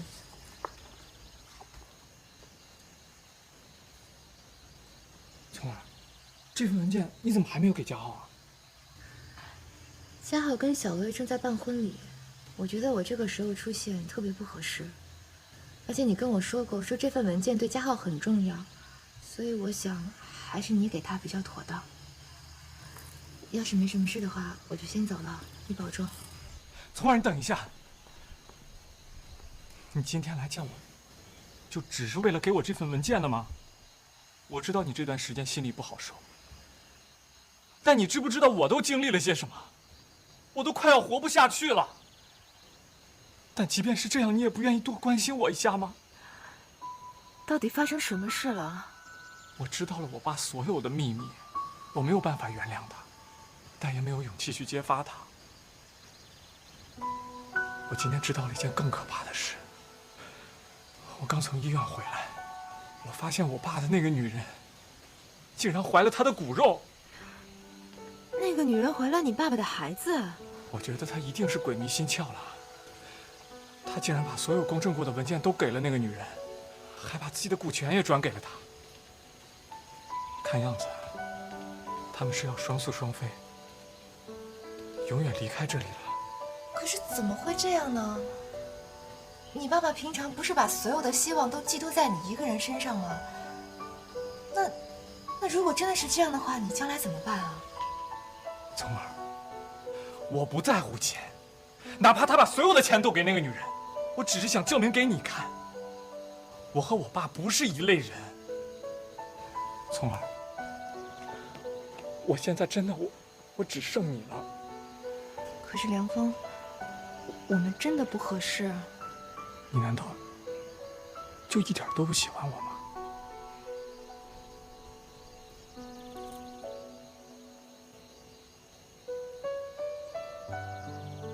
我知道，你还是放心不下嘉浩是吧？没关系，我可以等，我可以一直等下去。但是，你可不可以再给我最后一次机会？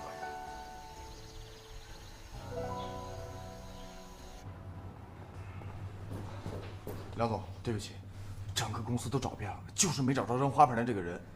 我说你们干什么吃的？一个大活人都找不着，再找，是，一定得把人找到。好，快点去。没事，没事没事，小小的治安的事。坐。哎，李总啊，这是什么风把你给吹来了？也没什么大事儿，这不刚好路过吗？顺便来关心一下。你们这些股东啊，就是不放心是吧？这不有我在这儿呢吗？你们就等着该分红的时候拿钱就完了，操这个心干嘛？梁哥，我看你是误会我了，我怎么可会来干涉你的管理呢？我来啊，是要给你通报一些消息。说说看。你可知道陆家浩亲自来找过我？陆家浩找你？哼，他一个愣头公子，游手好闲的，他找你有什么意思？你不能小看了他，这位陆公子可不是你想的那样，他现在马上就要拿到他老爸的股权了。不可能，他父亲死亡的证明还没有被确认，他怎么可能继承呢？哎呀，你怎么还被蒙在鼓里呀？你看陆天明夫妇的死亡判决已经通过了法院的全部程序了。会吗？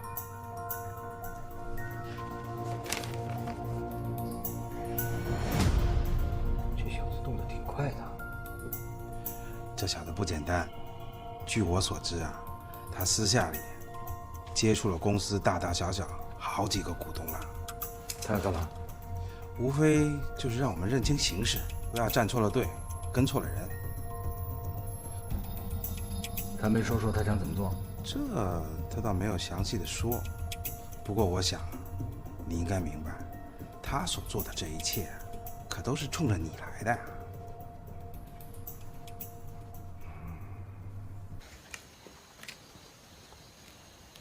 也许可能是我从小在孤儿院长大吧，看过了很多的离别，所以对人与人之间的感情永远没有那么深刻。而且通过陆家浩这个事情，让我更加能够体会到，在这个世界上真的没有天长地久。不，我知道家浩曾经伤害过你，但是从而我永远都不会。其实梁峰，我真的不是在拿你跟家浩做比较。我知道，爱一个人有的时候会患得患失，被爱永远是幸福的。没错，现在对我来说，除了感情，其他的都不再重要，而且我也可以重新出发，希望能够挽回跟家浩的友情。其实我承认，你曾经感动过我。而且，其实这2天我真的想了好多。我觉得我再也不可以对你这么不公平了。其实爱，有的时候，并不一定要拥有它。学会放手，你就会发现，你可能比以前更幸福，更快乐。你知道那个在乎的人开心、快乐，你的心里就已经满足了。所以梁峰，我觉得你应该学会放手。聪儿，我要感谢你今天愿意跟我坦白这么多，但我也要告诉你，你若恋爱了，我就等你分手；你要是结婚了呢，我就等你离婚；你要是不离婚的话，我也会一直等下去。总之，我只有一句话：我对你的爱，至死不渝。